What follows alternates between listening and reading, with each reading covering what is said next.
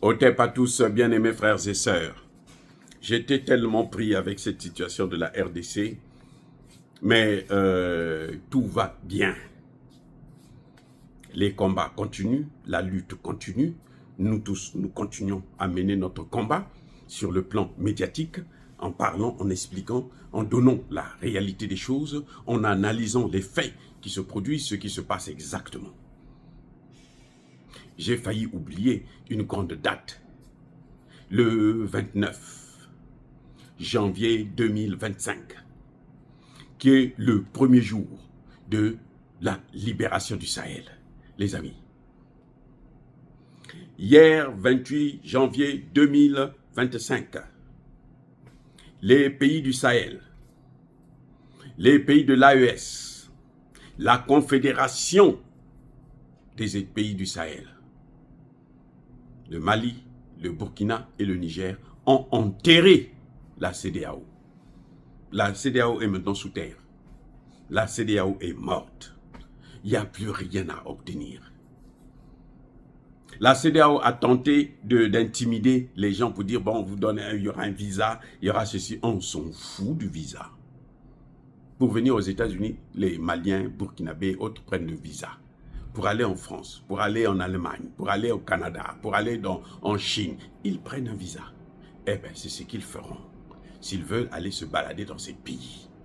Mais, en tout cas, ce qui est certain, c'est que la CEDEAO ne sera plus jamais nuisible pour les pays de l'AES. Je vous ai déjà dit, vous le savez, c'est une révélation qui est sortie de la bouche du bourreau qu'on appelle Guillaume Soro. Il a dit, c'est pas lui qui avait pris la décision de déloger Gbagbo. C'est la CEDEAO. C'est la CEDEAO qui a en fait fait le coup d'État de 2010. 2011. La CEDEAO que vous voyez là.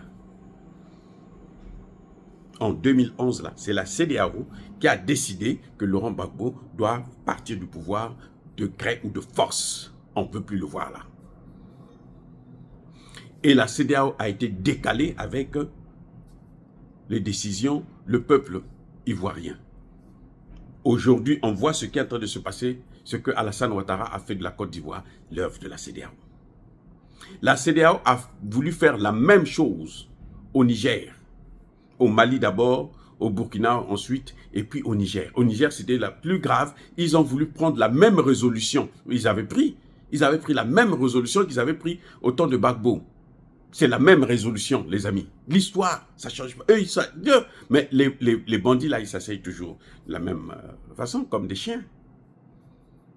La CEDEAO avait voulu faire du Niger ce qu'ils ont fait de Gbagbo. Mais ils ne s'attendaient pas à ce que le général Tchani puisse leur tenir tête et que le général Tchani puisse avoir deux béquilles sur lesquelles il peut se prendre vraiment l'appui, racine.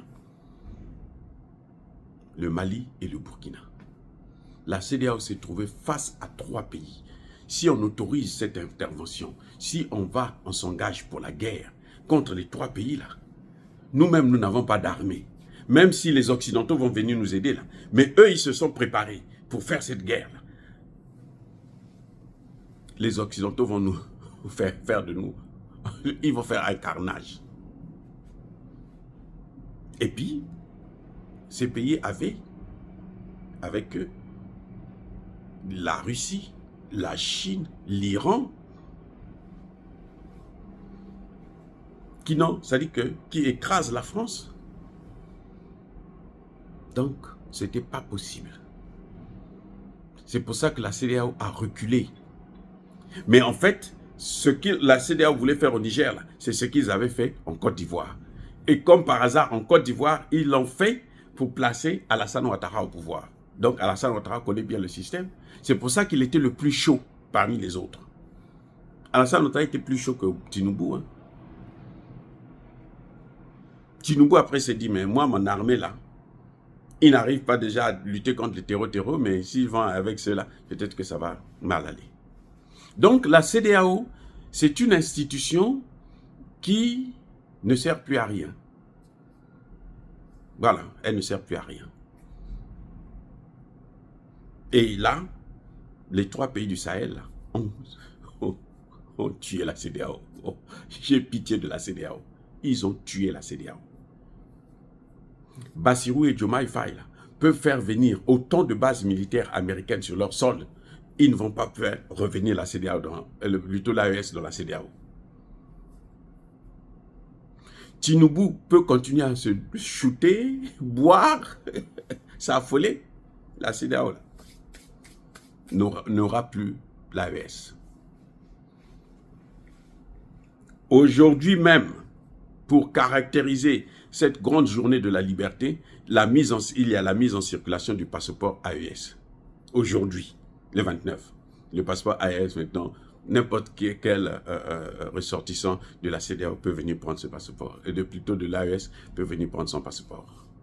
Et puis voyager avec. Maintenant, on voyage plus avec la pacotille de la CEDEAO. C'est maintenant avec le passeport AES.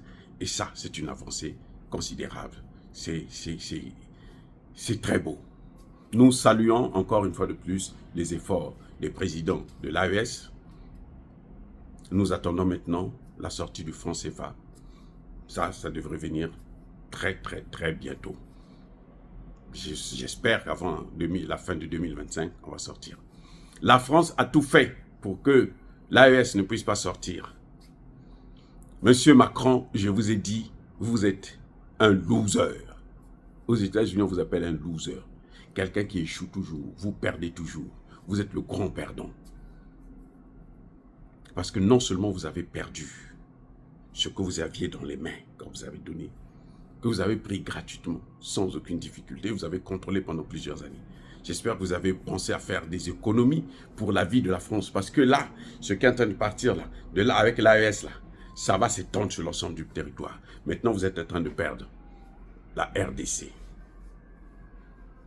Parce que Tshisekedi, s'il continue encore à vous fréquenter, vous allez voir ce qui va lui arriver.